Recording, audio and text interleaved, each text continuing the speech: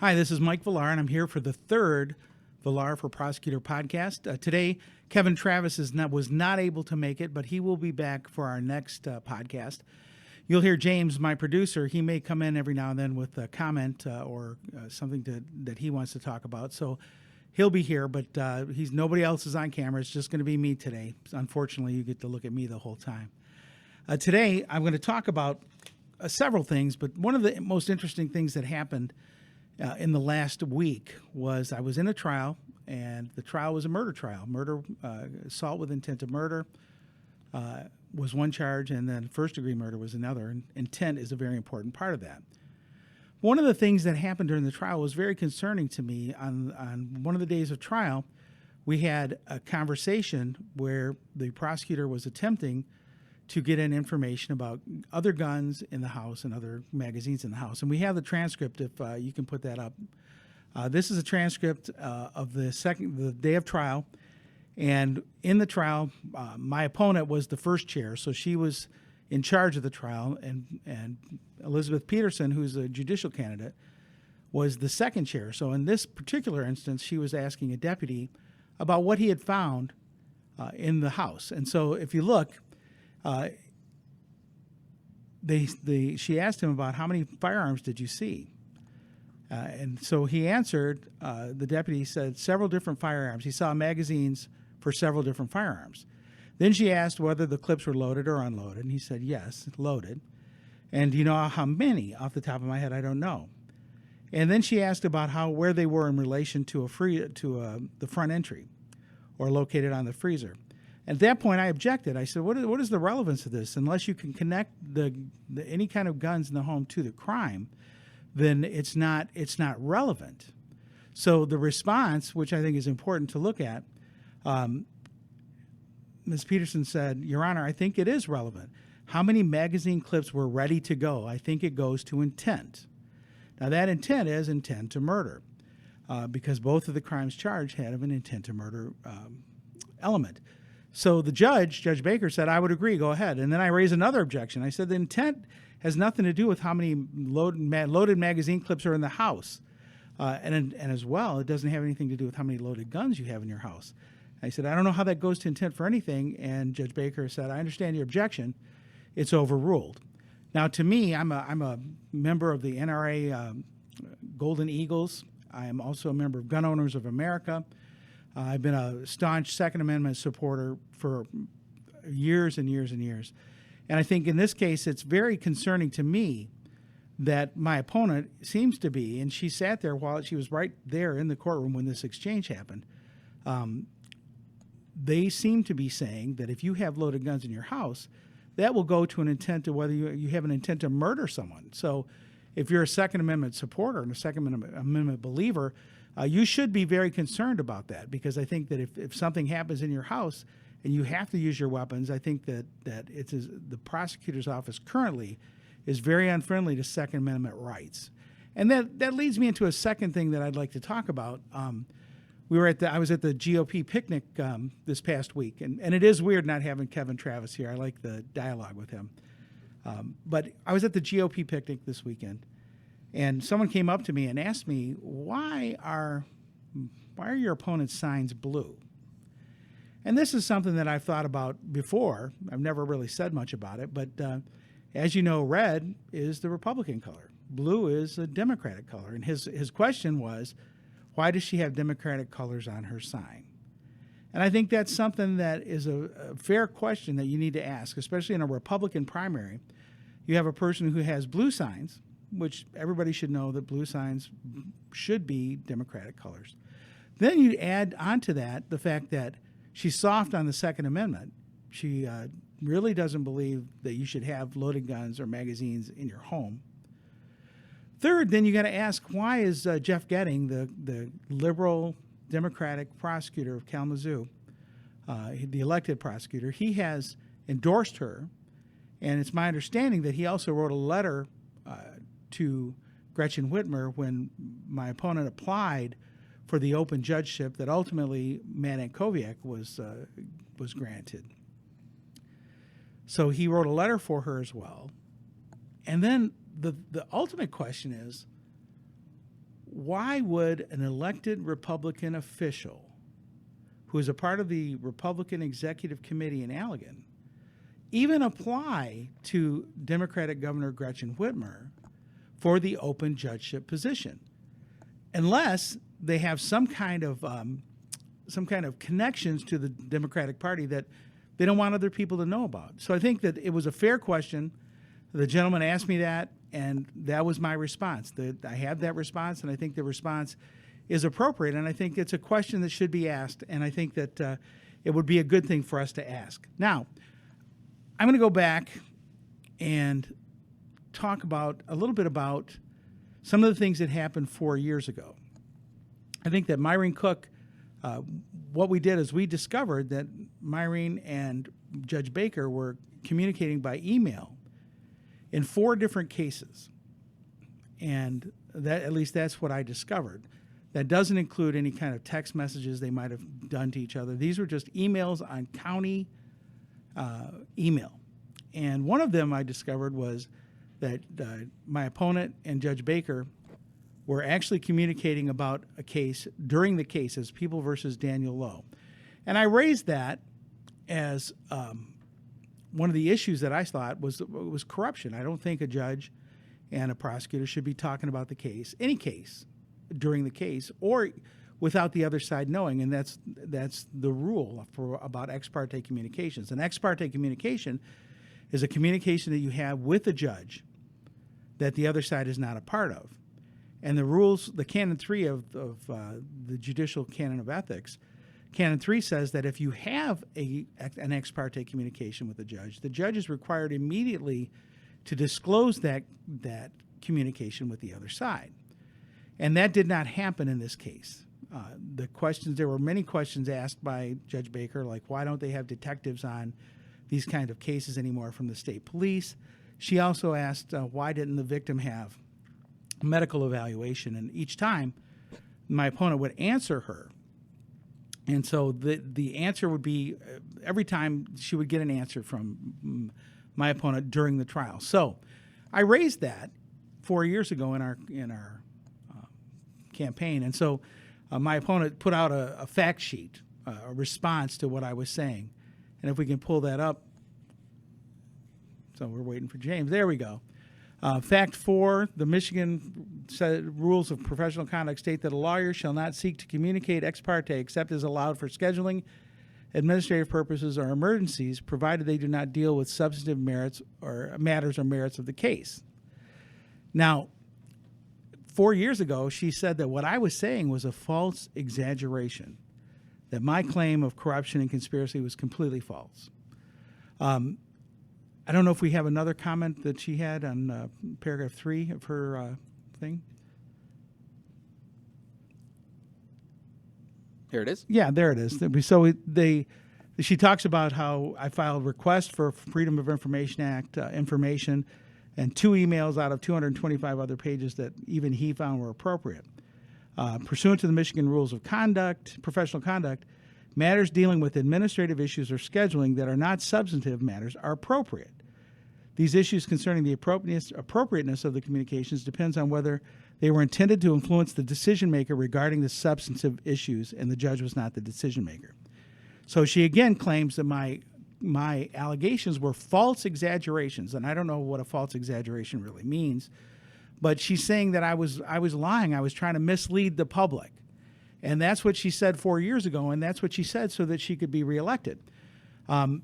Interestingly, the things that she said were completely fine have recently been in front of the Supreme Court. In fact, on October 5th of 2023, the Supreme Court had a hearing, and it was an oral argument about whether the misconduct of Judge Baker in communicating ex parte with my opponent were sufficient to give Daniel Lowe a new trial. And we have some excerpts from that video, and I'd like to play them, and occasionally I will stop and ask James to stop that so that I can make comments. So here it is.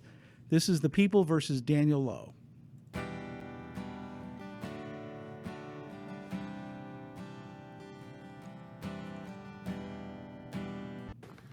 Good morning. Welcome to the Michigan Hall of Justice for our second day of our October oral arguments. I will call the first case, People versus Lowe. This is a 20-minute grant. You have 2 minutes of a free fire zone, and you may reserve time for rebuttal, but we ask that you keep track of that, and hopefully we do not use it all up. And you may begin when you are ready.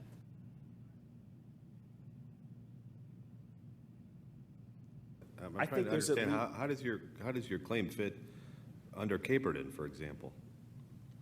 Well, number one, to answer your first question, I do believe that there's evidence of bias. I do believe that the nature of the communications indicates that the judge had made informed judgments about the prosecution's case. Is it bias in this case, or does this ex parte communication mean the judge is biased and can't hear any criminal cases? Stop it now, Certainly, James. I think Judge Viviano's question is very serious. And in fact, the next case I had in front of Judge Baker, I filed a motion to have her recuse herself until such time there could be an investigation as to the nature and extent of her ex parte communications with the county elected prosecutor. She denied that motion. She did not.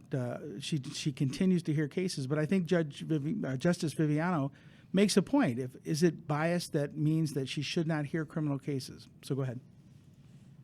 Well, I can't say anything about the judge's bias, generally speaking, because I only have these communications in the context of this particular case. The evidence in this case, the witnesses. Well, what is the evidence? I guess I'm asking the question about the evidence in this case. What type of bias does it show? Does it show a particular bias against your client, or does it show a bias against all criminal defendants? What type of bias do you believe the evidence shows? It shows a bias toward law enforcement, in the sense that... Well, then this judge would not be able to handle any criminal cases if we were to agree with your assessment. At least shows a bias toward law enforcement's conduct in this particular case. So does a comment about a particular officer and how he handled a particular investigation extend to all law enforcement officers? I don't think we can go so far as to say that. And perhaps I misunderstood your question, Justice, but I do believe that the comment made by the judge here does show that in this instance, there was, at the very least, as the Lupitan case says that we cited, communication, an ex parte communication that was at least an invitation to improper influence. And I want to be clear, I'm not trying to justify what the judge did here. It appears to me to be a clear violation of the canon.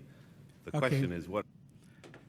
So he'll say, the question is, what do we do about it? The judge, Justice Viviano, who's a Republican, he says it's a clear violation of the canon of ethics.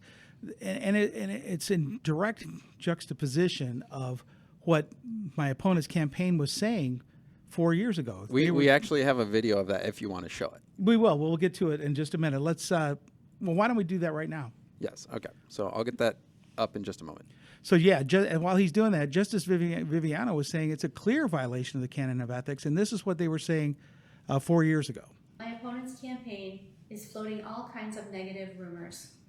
He and his supporter have filed 4 separate Freedom of Information Act requests seeking dirt on me and another elected official. This costs the county every single time and has produced little substance. Out of this stack of emails, over the course of many years, I have seen 4. They have trumpeted only 4 exchanges. All right, stop right there. Were only... Okay. What one person calls seeking dirt is another person seeking the truth. And then when one person says, there's only 4 instances of improper conduct. Wow. There should be 0 instances of improper conduct. As you'll hear Justice Bernstein say at the end of this Supreme Court video, he's a simple person. There should never be any ex parte communication between a judge and a prosecutor during the case. So the fact that we only found 4 instances is ridiculous. There should be 0. It's like a murder, somebody saying, well, I only killed 4 people. You can't, what's the big deal? So that's what she's saying. Well, there was only 4 instances of improper conduct when there should be absolutely 0. Go ahead, James. Want to keep rolling that video? Yes. About scheduling, administrative procedures, and lately the kind of beverage that is allowed in the courtroom. None of these exchanges affected the administration of justice in any way. Stop. Or the If none of these cases affected the administration of justice in any way, why is the case of People versus Daniel Lowe in front of the Michigan Supreme Court right now? He was given a new trial by Judge Villar.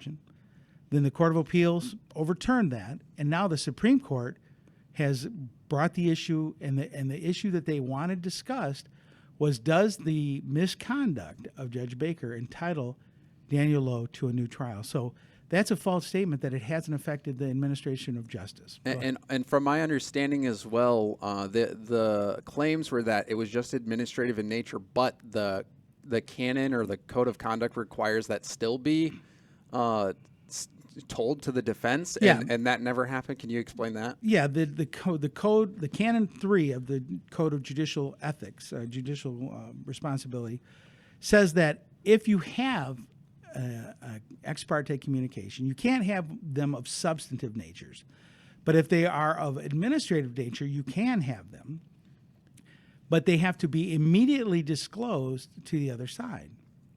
If they're not, you violated the canon of ethics. And if you're the judge, you violated the canon of ethics. And for attorneys, we are obligated not to assist a judge in violating her canons of professional responsibility as a judge.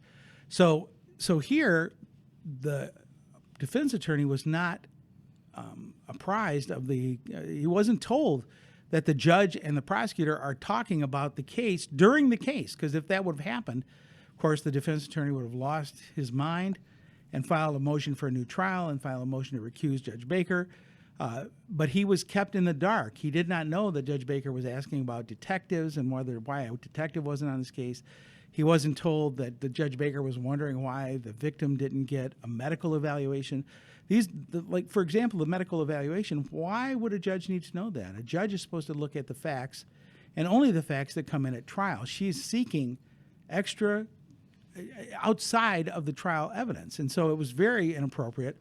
And we can go ahead. And just for my understanding, so the claim from your opponent's campaign was that because they were administrative in nature, they're fine. But the reality was they broke the code of ethics, because even if they are administrative and fine, they still have to disclose, which they failed to do. And then on top of that, a reasonable person looking at these emails might think, wow, this is not just administrative. This is a strategic. I mean, the judge is kind of showing her hand on what she thinks about the case, and so it's more than just administrative.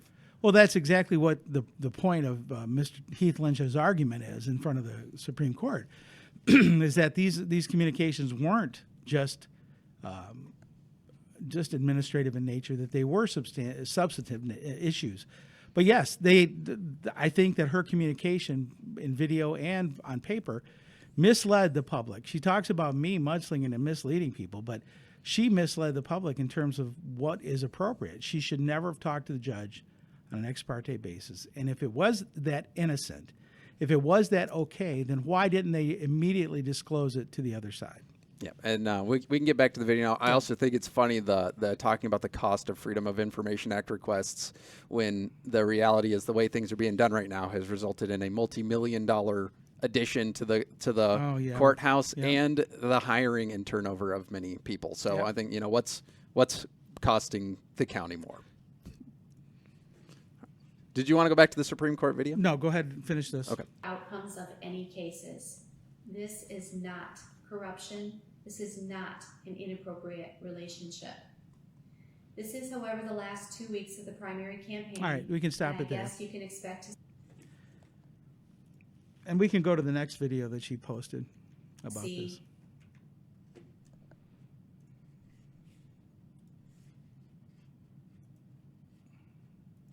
The opponent's campaign, from the very start, has made false exaggerations against me and other county officials whose ethics are beyond reproach. Stop. If their ethics are beyond reproach, and the other county official is Judge Baker, if their ethics are beyond reproach, why in the world is there a Supreme Court case about what they did? And you'll find later, as we go through the Supreme Court arguments, you can make your own decision. But it's clear that the Supreme Court knows what they did was wrong. And ironically, you will hear my opponent's own attorney indicate that, yes, it was wrong. So go ahead. They publicized these accusations and they undermine our justice system. And they are simply, quite frankly, not true.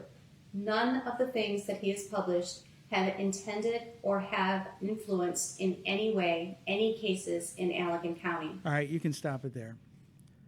So she's making a blanket denial that what I said was true. And what I said was she engaged in inappropriate communications with Judge Baker. She flat out denied it. And so let's go back to the Supreme Court video. People can make up their own minds. All right, Well, give me I- 1 second while I get that up then. Yep, no problem. And I think the ethics beyond reproach, it's funny. Some of it's just funny. Yeah. What are we to do about it? The remedy. Did the prosecutor raise these issues in opening statement before the judge's communication? Prosecutor raised the issue of DNA in her opening statement prior to the ex parte communications. Yes. Well, and also the meeting with the aunt and the garbage bag full of mats, and the mats were never taken and shown to the victim. Isn't that all from opening statement? Much of that did come from opening statement. That's correct. So it sounds like the judge wasn't providing any new news. She was just reporting what the prosecutor's office already knew it had to deal with in the case. At least that's one way to look at that. The question is, why did she feel the need to report anything at all? I'm not defending the judge's conduct. I think it was inappropriate what the judge did here. And So there we have Justice Viviano saying he thinks it's inappropriate. I mean, how much more clear can it get? Go ahead, James. We can keep on.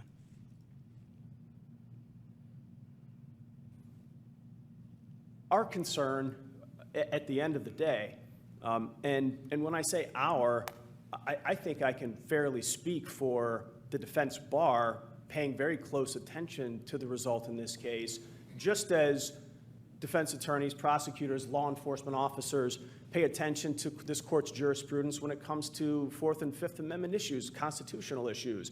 Law enforcement officers need to know how far they can go in a traffic stop, how far they can go in a custodial interrogation. They need guidance from the courts to be able to carry out their duties under the Constitution appropriately in a way that doesn't infringe upon people's rights. I mean, counsel, I always just thought, going back to first year of law school, that ex parte is ex parte. You don't do it. You don't have a conversation in an ex parte situation without the other side present. I mean, I like to keep things simple. And I just always thought that this was very basic, what you learn in law school. Well, I think that sums it up. I mean, I think that we are taught that you shouldn't have ex parte communications. It's interesting. Our Court of Appeals sided with my opponent and overturned the overturning of Mr. Lowe's conviction. The Supreme Court has undone that, and they're waiting to decide. But I think it's really a simple thing. You just don't do it. That's what Justice Bernstein said. And I think if you were to ask like a fifth grader, should a judge be speaking to the prosecutor during the case about the case without the other side knowing, they would know that that's a wrong thing to do. And just as a spectator, to me, the question is, do you think people should get a fair trial? Like, that's the question I'd ask them, because that's the whole point behind it, is that you're supposed to have independent branches and people are supposed to have a fair shot. And so I think that's the question for the fifth graders. Do you think people deserve a fair trial? And that's part of what we try to do as defense attorneys. We're defending the Constitution when we defend people.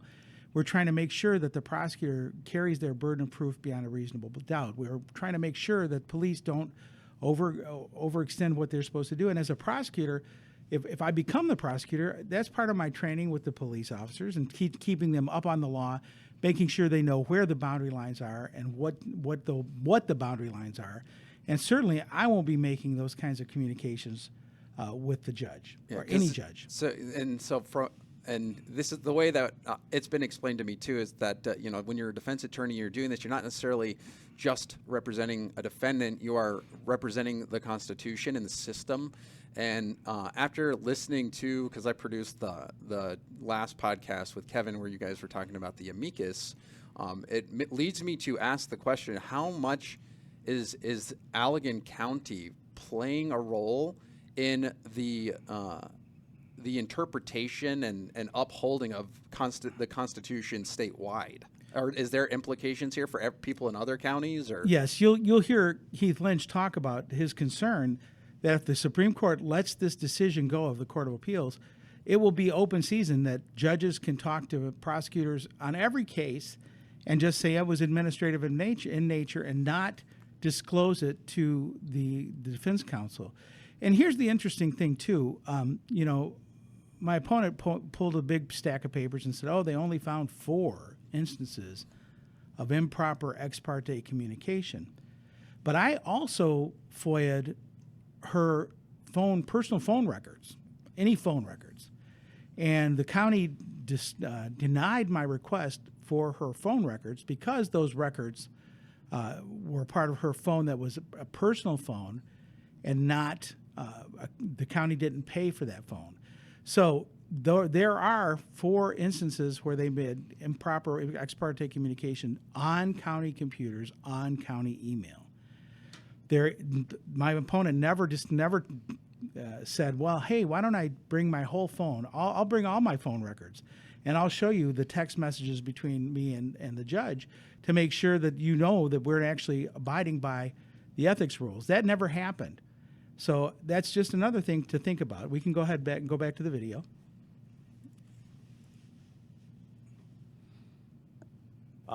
I, in my experience, have not seen it come up in this particular context. I believe the fact that it happened while the witness, literally while the witness was on the witness stand, and the judge was sitting a few feet away typing an email to the elected prosecuting attorney. I think that's the part that was so shocking and remains so shocking to those of us on the defense bar. And the thought that I'm trying to express is that we all want to know where is the line to be drawn, because we think this is a case where it's appropriate that a line be drawn.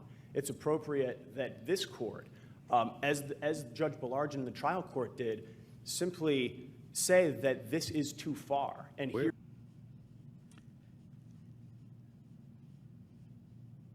Good morning. Tim Bothman, representing Myrene Cook, the Allegan County prosecuting attorney, and the people of the state of Michigan in this matter. So that's Myrene Cook's attorney. And sometimes you kind of have to adjust as you're sitting here. Let me kind of cut to the chase and talk about prejudice. I think everybody agrees that the judge violated the canon by emailing the prosecutor and not disclosing that to the defense. All right, stop right there. He says that everybody agrees, but that's not what the video was that we just watched, too. Where it was the blanket denial. That's exactly what I was saying. His own client doesn't agree with that.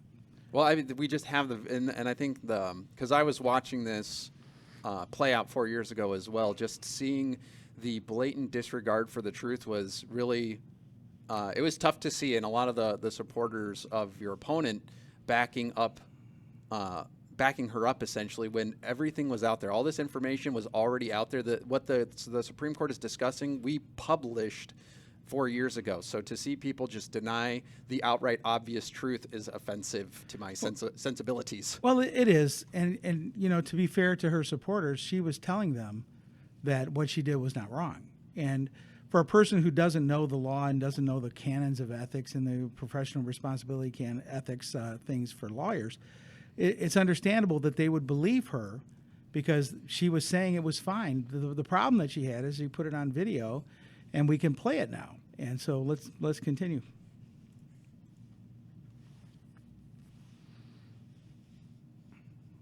And ask any Counsel, questions. good morning. I just have a quick question for you. I know we can't get into the head of the judge, but when she sent these emails, what was the intent? Like, what would you argue the purpose of these emails were during the trial? I What was think the hope that she was trying to accomplish? What was the judge trying to accomplish? What would you, I mean, I know you can't surmise, I realize it's a difficult question, but what would the purpose of these emails being sent ultimately be? Well, I think the purpose was to get an answer to her question. Don't they have detectives on these cases anymore? And I think, as Judge Viviano pointed out, there's no question that if the judge had to do it over again, she wouldn't do it. Stop right there. It was a mistake. I guess that's the real issue, isn't it? If the judge had to do it over again, she wouldn't do it. Well, what wouldn't she do? Would she not use county email to make her ex parte communications? Or would she not make any communications at all? And I think that's what is disturbing about this case, is that sure, she wouldn't do it, she wouldn't get caught. And there's no way to see whether or not they're communicating by other means. So, for example, if my opponent wanted to get all of her cell phones and bring them out and show us her text messages, I would be more than happy to go through those and see if they're continuing to do that ex parte communication, or if they're continuing to meet together at lunchtime to do ex parte communications about the cases. I think that's the whole point of this case. That's why it's so disturbing when you have the person who's supposed to be the impartial decision maker or an impartial judge tilting their hand or showing their hand and saying there's a bias towards the prosecutor. That's what is disturbing. And then you find out that these things happen on county email and county computers, which every public official knows that everything you put on a county computer is subject to the Freedom of Information Act. So they did that thinking that they're above the law and would never get caught. Now when they say, well, she would not do it again, the question that I have is, would she not do any ex parte communication again, or would she not get caught again? Yeah, and I think for me, as just a normal citizen, the scary thing is it seems like the system as it is right now, at least in that courtroom, is not that, it's not about catching the right person, it's just about catching a person, which doesn't necessarily translate to more safety. I think it actually could make you, one, more in danger if you're innocent and trying to defend yourself there, but also just letting the person who did commit something heinous go. Well, we'll talk about that in a little bit when we talk about overcharging. However you characterize it,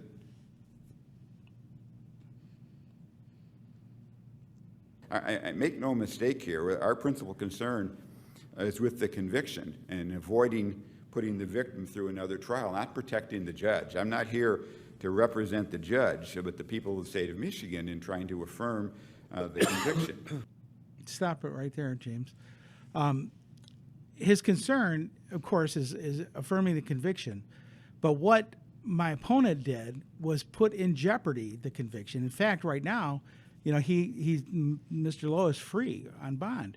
So her actions have already had an impact on our community.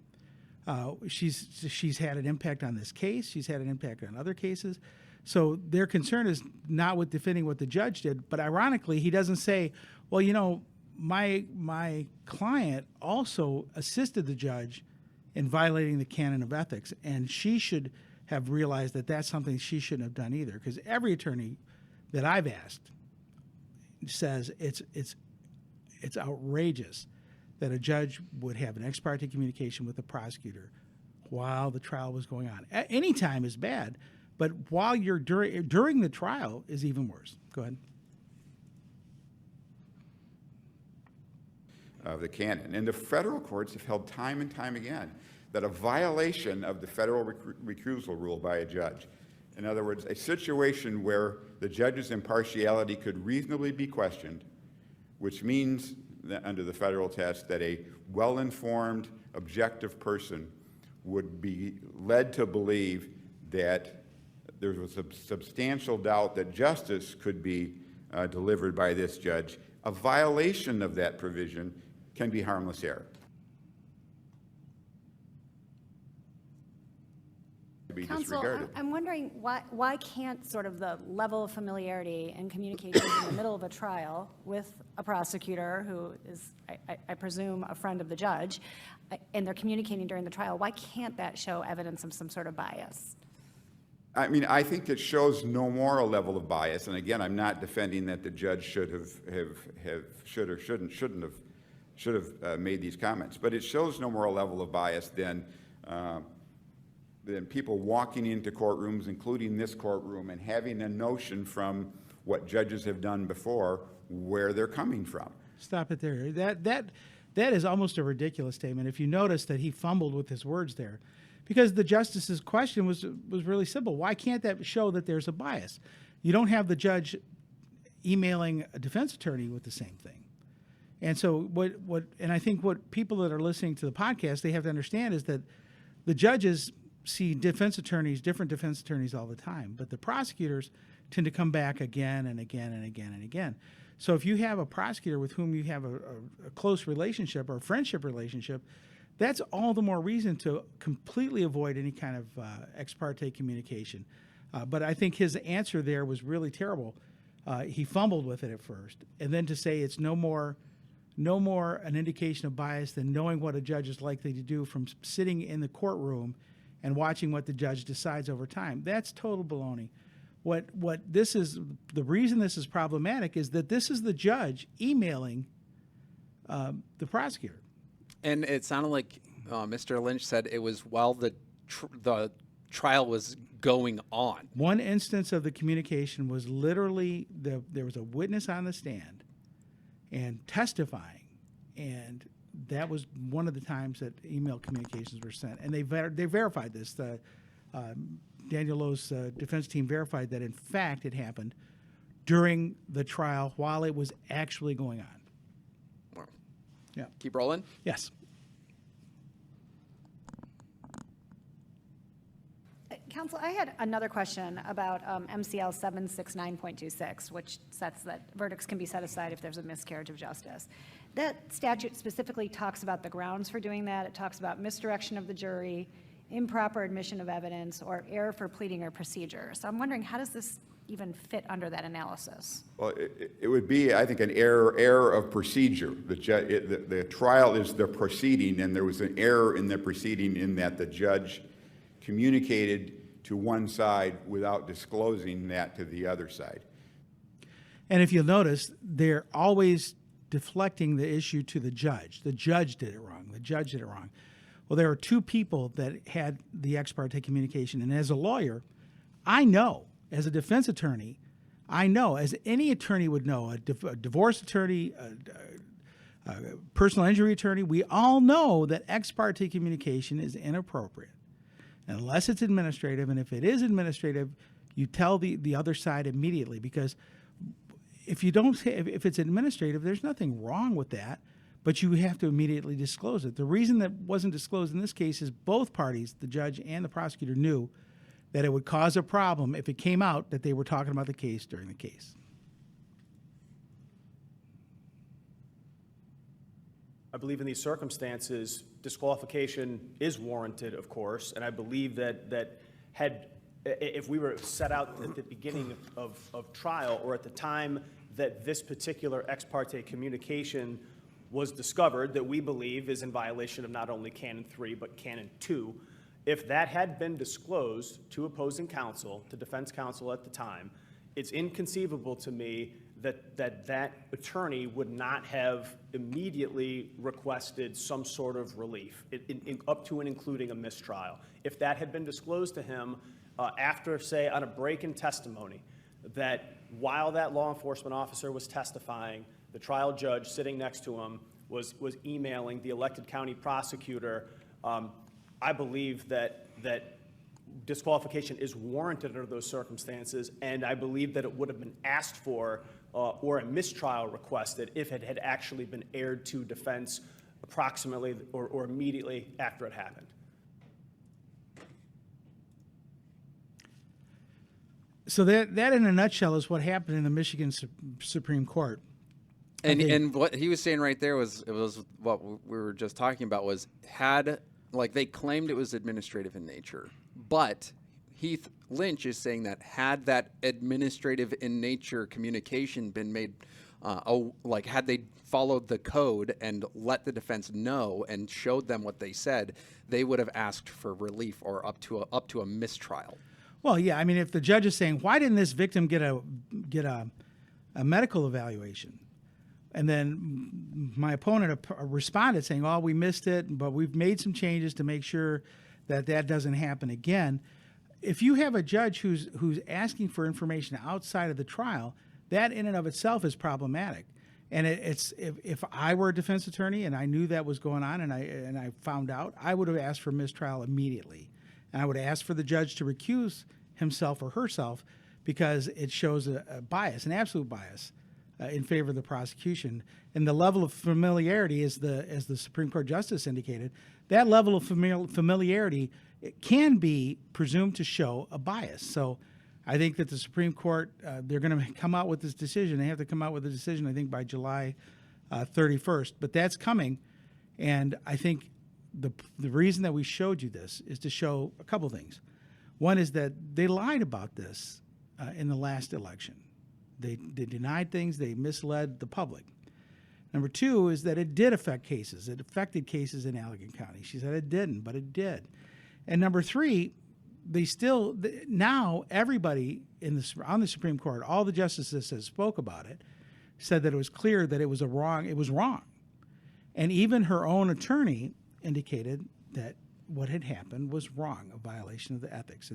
And they say they're worried about the conviction. If they were that worried about the conviction, they would stop all ex parte communication. So that hopefully will be very enlightening to you guys. Before we get done with There's today, still 1 minute left on that video. Do you want to finish it or? yeah, let's go ahead and finish it. I believe the appearance that she was an impartial decision maker is sufficient under the So circumstances. this It's case embodied is in a like, candidate. this is another Caperton. This is on the same level as Caperton. Is that what you're saying? The appearance is as strong as the rare case of Caperton. They said that was a really rare case. This just happens to be another one, and it's right there alongside of it. This is an extremely rare case, and I think we should all be thankful for that. But it is hard. The contexts are completely different. But certainly, in terms of the appearance, in terms of the extent to which I think this can call into question the fairness of the system to people who are going to trial in this county and other counties in Michigan, I believe it does rise to that level of importance, Your Honor. Yes. Well, I think he said it. I mean, when people are going through the system, they need to have the belief that the system will treat them fairly, which means that the prosecutors and the judges aren't communicating with one another and trying to get things done without knowledge of the defense attorneys. And I will pledge that I will not ever do this. I mean, I don't know that I should need to pledge that because it's so basic, and that's why it's such an affront. It's so basic that I think Heath Lynch said that. It's like, thank God it's a rare thing. It's so rare. Fortunately, it rarely occurs, but here it has in Allegan. And I guess I'd call on my client if she really wanted to show that that's not happening. She'd get 4 years of her text messages and show that she's not communicating with Judge Baker on a regular basis. So before we get done, I just have a couple quick things. There was a little kind of a interesting little hit piece that came out on me through the Jack Pack people, and they said go to Vote Villar. So they actually mentioned my website, so I wanted to thank them for doing that. I hope that if you got that piece of literature, that you will go to votevillar.com and see what we're saying there, because what we're saying there is what we're saying here. But one of the things I thought was interesting is they're saying that I'm going to be soft on crime because I said that Myron Cook was overcharging people. What's interesting is 4 years ago, I did write an editorial in the Holland Sentinel called The High Cost of My Opponent's Ambition. And what I said is that she was overcharging crimes so that the circuit court would get backed up, so that there would be a new judgeship, so that she could become judge. So what has happened in the last 4 years? Allegan has approved a new judgeship. That's one of the things that's going to be voted on in November. There's an open judgeship that was created because of the backlog of cases in the Allegan County courts. So the backlog of cases was caused by my opponent charging people, overcharging them, letting things drag on, and then at the end either dismissing cases or giving misdemeanors at the end, after the case had dragged through district court, through the probable cause conference, through the preliminary examination, then into circuit court for a pretrial conference, and then for motions, and then the trial. And all these cases should have been resolved earlier, and they weren't. And so because of that, they approved a new judgeship. Now, my opponent's plan in my mind was to get this new judgeship in time for her to run 2 years ago. Because if that position would have been approved 2 years ago, she could have run for judge without losing her position as prosecutor. This year, she had to decide between running for judge and running for prosecutor. She chose to run for prosecutor, which I'm hoping that turns out to be a mistake for her. But she chose to run for prosecutor. What you need to know is that in 2 years, Judge Scotchless is timing out, and so is Judge Baker. So in Michigan, after you turn 70, you cannot run for judge again. So in 2 years, there will be 2 open judgeships, a district court and a circuit court judgeship. And I think that my opponent is looking to run for judge when she doesn't run the risk of losing her job. Now, as far as overcharging, here's a little piece of information that I think is important for you to understand. Allegan charges more felonies than Ottawa County. Ottawa County has 295,000 people. Allegan has 126,000 people, 2.5 times more people in Ottawa County than in Allegan County. How is it that our county ends up having more felonies charged than Ottawa County? Unless there's a conspiracy to overcharge and create a situation where there needs to be another judgeship added to Allegan County. So I think that you need to look at that. I think that in what I'd ask is, after you consider all these things that have been happening in Allegan for the last 6 years, and even beyond that, I think it's time for change. I think that I can bring that change. I think I can bring fiscal responsibility and some integrity and some ethical integrity into this county that's much needed. I think I can bring training for the prosecutors. We've lost 19 prosecutors in 6 years. I will be able to train them and help make them better attorneys and help make our community safer. And I won't undercharge, and I won't be soft on crime, as she's saying. It's kind of a silly argument. What I will be doing is making sure that we start winning again in district court and in circuit court, and use my skills as a businessman to be financially accountable and responsible, and my skills as an attorney and as a coach, and I've done a lot of coaching, to help train the young attorneys that we have to become better and better. So I would appreciate your vote on August 6th. Both of us are Republicans. There is no Democrat running. So if you win on the primary on August 6th, you will be the Allegan County prosecutor come November. So I'd appreciate your vote on August 6th. Get yourself out to vote. Call your friends. Make sure that I don't end up 17 votes shy like I did 4 years ago. So thank you for this, for listening in. And next time we'll have Kevin Travis back on the Villar for Prosecutor Podcast. Thank you, James, for helping out today. Bye-bye. Yep.